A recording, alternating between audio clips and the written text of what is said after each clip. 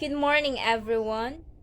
So, the battle for the presidency of the Philippines in 2022 is heating up. It is set to take place on May 9, 2022. Our country's future is independent on how we vote in the upcoming election. In my opinion, the right person to be the next president of our country, the one that like President Duterte, who has a stand for the people and keeps our country in good shape.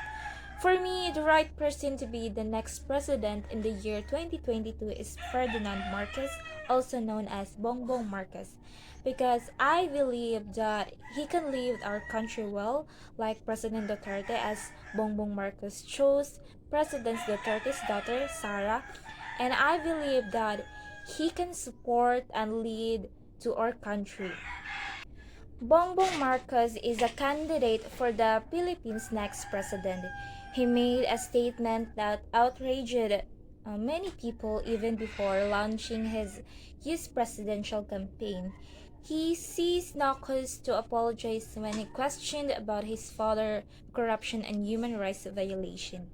His surname isn't a hindrance, and the atrocities committed under martial law aren't a campaign issue for him.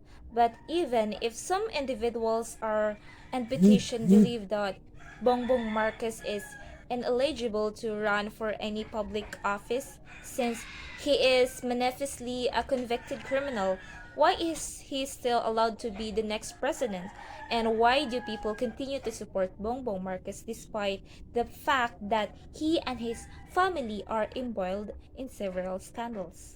We've been fighting the Marcos family for years, but it hasn't resulted in any improvement in the ordinary public's living standard.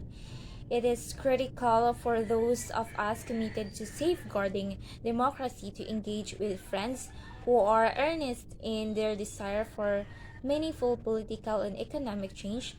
But so for on Marcos Jr.'s side, after all, regardless of the personalities involved or political preferences, we all want credible administration that will serve the people's interests as well as genuine and tangible economic success, particularly at grassroots level. We hear many different opinions, especially from those of us who are older, who have reached martial law, that the Marcos family is evil because they are the masterminds of martial law that caused the deaths of many Filipinos.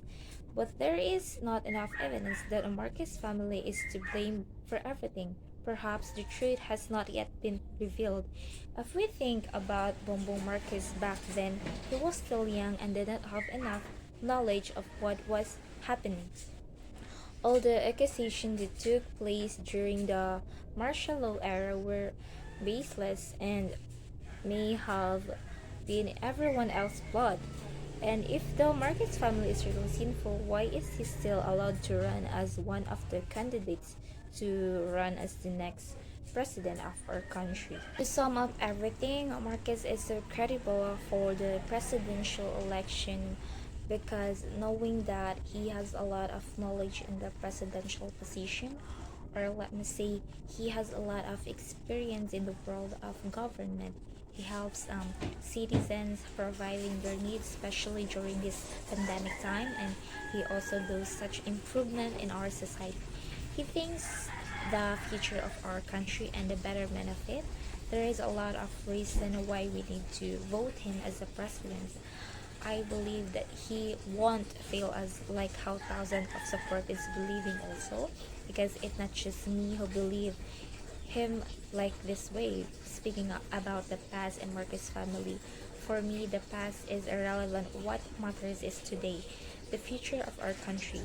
Marcos, I hope he can be a fantastic leader because I know he can. That would be all. Thank you.